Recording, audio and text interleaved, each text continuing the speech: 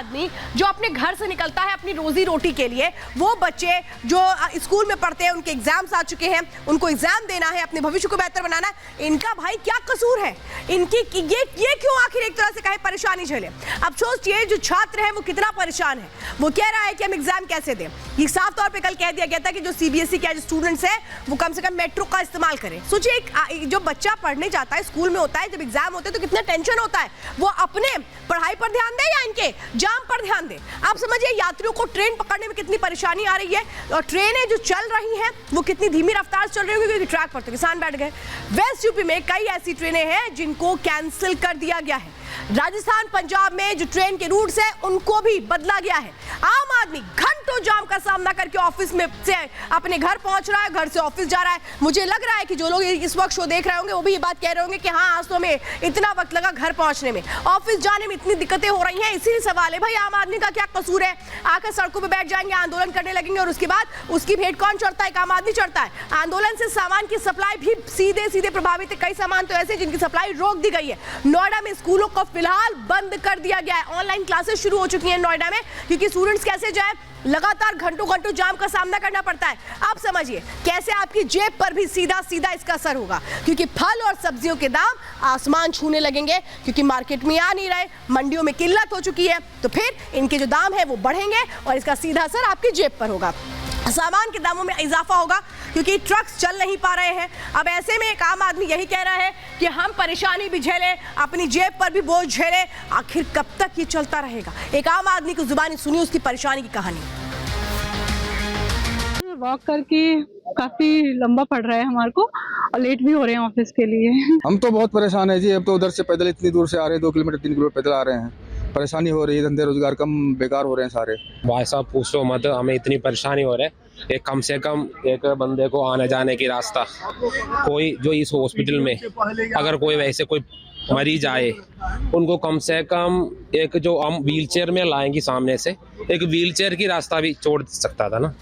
देखिए ये आम आदमी को आप सुन रहे थे। आम आदमी को कोई सिखाता पढ़ाता नहीं है। आम आदमी जो बोलता है वो सच बोलता है, और ये जो सच है ये सुन रहे हैं आप कि वो किस तरीके से परेशान है। लेकिन ये परेशानी और किस तरह से बढ़ गई जब आज टोल प्लाजा को जाम कर दिया गया। ये आप देख रहे हैं, ये आप टोल प्लाजा की 2 अलग-अलग तस्वीरें देख रहे हैं, जहां पर ये एक तरह से कहे प्रदर्शनकारी आकर के बैठ जाते हैं। डेरा बस्सी जो पंजाब में है वहां पर टोल प्लाजा को जाम किया गया। दूसरी तरफ तस्वीरें आप देख रहे हैं जो हरियाणा की तस्वीर, पंजाब की तस्वीरें देख रहे हैं, लुधियाना की तस्वीरें आप देख रहे हैं। ये टोल प्लाजा को जाम किया गया। अब इनकी आगे की तैयारी क्या है? वो ये है कि टोल प्लाजा को ये लोग फ्री करवा लेंगे। जरा अब मैं अलग अलग बॉर्डर्स की तस्वीरें आपको दिखाने जा रही हूँ। देखिए ये आप एक देख रहे हैं, ये बॉर्डर आप देख रहे हैं, और इस तरीके की जो बॉर्डर है वो बहुत तरीके की तस्वीर दिखा रही है। देखिए 1 नहीं 2 नहीं, बल्कि देखिए जहां तक आप देखेंगे वहां पर ट्रैक्टर है। ट्रैक्टर को ऊपर से कवर किया गया है। ये जो कवर इसलिए किया गया है क्योंकि इसमें सामान रखे गए हैं, और इन्हीं में जो सामान है ये सामान कितने दिनों तक के लिए रखा गया है ये आपको बताएंगे। सवाल तो ये है कि अगर बातों से बातें हल करने की तरफ आगे ये बढ़ते हैं तो फिर इतनी लंबी तैयारी की जरूरत क्यों है? ये तो साफ दिखा रहा है कि एक तरह से पूरी मंशा है कि दबाव बनाया जाए और अपनी बातों को मनवा लिया जाए। आप समझिए ये जो तस्वीरें आपने देखी है, खनौरी बॉर्डर की तस्वीरें देखी है। ये बॉर्डर कितना अहम है ये समझिए। पंजाब की तरफ से संगरूर को ये बॉर्डर जोड़ता है, हरियाणा की तरफ से जींद को कनेक्ट करता है ये बॉर्डर, और इसीलिए बड़ा अहम हो जाता है। सोचिए वो जो ट्रक्स जो सामान लेकर के जा रहे होंगे, जिसमें फल हो सकती है, सब्जियां हो सकती है, जरूरी सामान होगा, वो कहाँ रुक जाएंगे? वो इसी बॉर्डर पर रुक जाएंगे, यानी सीधे पंजाब और हरियाणा की कनेक्टिविटी ब्लॉक। और यही कोशिश है कि आम आदमी परेशान हो जाए, फिर वो कहे कि कुछ करो और इसके बाद किसानों की सुन ली जाए। बॉर्डर पर 3 दिन से लगातार ये उपद्रवी डटे हुए हैं। लंबे आंदोलन की तैयारी साफ नजर आती है उन ट्रक्स के जरिए जिसमें सामान भरा हुआ है, जिनको पूरी तरह से कवर करके रखा गया है। ट्रैक्टर में खाने पीने का सामान लेकर के ये लोग आए हैं। बताया जा रहा है कि 6 महीने का जो राशन है वो इन्होंने इकट्ठा किया है उन ट्रैक्टर्स में, जिसको लेकर के ये सीधे पंजाब से चले हैं। ट्रैक्टर में जरूरत का हर सामान मौजूद है। दूध मौजूद है, चाय पत्ती मौजूद है, चीनी मौजूद है, जो रोज के दिनचर्या की चीजें होती हैं वो मौजूद है। और ये किसान खुद अपनी प्लानिंग को कैसे बता रहे हैं, क्या कह रहे हैं, सुनिए जरा। किसानों के साथ जो ट्रैक्टर ट्रॉली आया है उसमें किस तरीके से इन्होंने इंतज़ाम कर रखे हैं। पूर्ण रूप से अगर बात करें तो बेड वेड है, खाने का इंतज़ाम है, क्या क्या इंतज़ाम है आपके? सारा समान है जी, खाने पीने का 1 साल का पूरा राशन है, सब ਚਾਹ ਪੱਤੀਆਂ ਦਾਲਾਂ ਜਿੰਨੀਆਂ ਵੀ ਦਾਲਾਂ ਦਾ ਸਮਾਨ ਹੈ ਰੋਟੀ ਪਾਣੀ ਬਣਾਉਣ ਦੇ ਸਿਲੰਡਰ वगैरह सारा सामान कोल है। ट्रैक्टर ट्रॉली से अंदाजा लग सकते हैं किसान पूर्ण रूप से तैयार है। यहाँ पर आप बता रहे थे क्या क्या तैयारी है? सारा सामान है दालां है दुੱਧ है सुक्का दुੱਧ है चाह पत्ती वगैरह साढ़े को 1 साल का सामान सारा राशन पानी रखा हुआ है। अगर बात आपकी 2-3 दिन में नहीं सुने तो लगभग 6 महीने का राशन साल का राशन है 6 महीने का 1 साल का ट्रालियां च इन्ना राशन पानी है। तो ये तो बहुत चिंता की बात है। अभी आपने सुना जब लोमस ने पूछा कि ये तो आपके पास सामान 6 महीने का, बोले नहीं 6 महीने मत समझिए, 1 साल की हमारी तैयारी है। तो यानी कि मन में बना के बैठे हुए हैं कि बातचीत से समाधान नहीं निकलेगा, क्योंकि जब भी कोई अपनी मांगों को लेकर के जाता है तो उसके पीछे इस तरीके से खाने पीने के सामान और तैयारियों को लेकर तो तब तक नहीं जाता है जब तक उसके मन में कुछ ना हो। लेकिन इनके मन में है क्या, एक रिपोर्ट आपको समझाते हैं और बताते हैं कि आखिर इनका आगे का रोड मैप क्या है।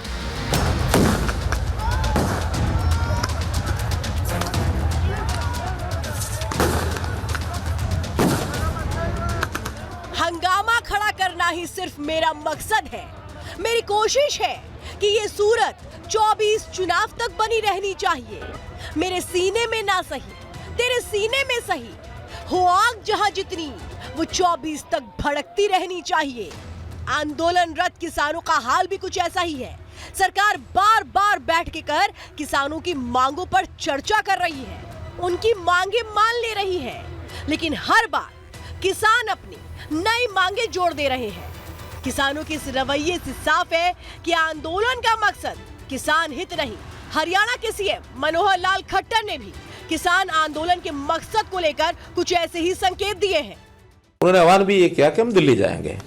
मुझे लगता है कि दिल्ली जाना हर एक का लोकतांत्रिक अधिकार है, ऐसा नहीं कि नहीं जाना, लेकिन कैसे जाना और क्या मोटिव है जाने का ये जरूर ध्यान करना होता है।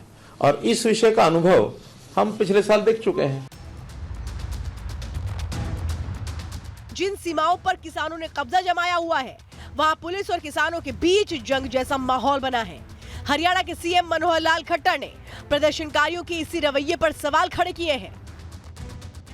एक तरफ तो वो आक्रमण टाइप जैसा होता है, जैसे कोई एक सेना आक्रमण करने के लिए चलती है, इस प्रकार का माहौल बनाना, और उसमें भी यानी ट्रैक्टर ट्रॉली जेसीबी हर्ड्रो और क्या क्या लेके चलना, और 1 साल का राशन लेके चलो। इसलिए उनका जो तरीका है उस तरीके पर ही आपत्ति है। उपद्रव वाले इस आंदोलन का समर्थन देश का हर किसान नहीं कर रहा। ये सिर्फ पंजाब के कथित किसान हैं जो दिल्ली कूच करना चाहते हैं। आप जरा सोचिए, पंजाब के किसान दिल्ली आना चाहते हैं, हरियाणा की सीमा पर उन्हें रोक दिया गया है। पंजाब में आपकी सरकार है जबकि हरियाणा में बीजेपी की। पंजाब सरकार किसानों को दिल्ली आने के लिए हर उपाय कर रही है, जबकि हरियाणा सरकार किसानों को हर हाल में रोकने पर उतारू है। ऐसे में सवाल है कि क्या पंजाब सरकार किसान आंदोलन को जानबूझकर हवा दे रही है ताकि उन्हें 2024 में सहानुभूति के नाम पर वोट मिल सके?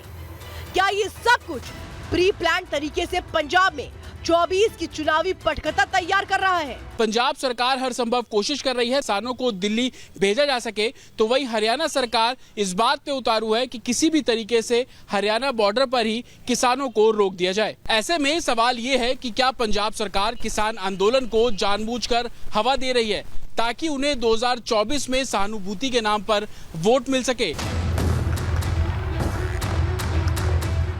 किसान आंदोलन की पटकथा किसी ने भी लिखी हो, भले ही उसका मकसद चुनावी हो, लेकिन उन्हें देश का माहौल खराब करने की इजाजत नहीं दी जा सकती। प्रदर्शन के नाम पर उपद्रव देश स्वीकार नहीं करेगा।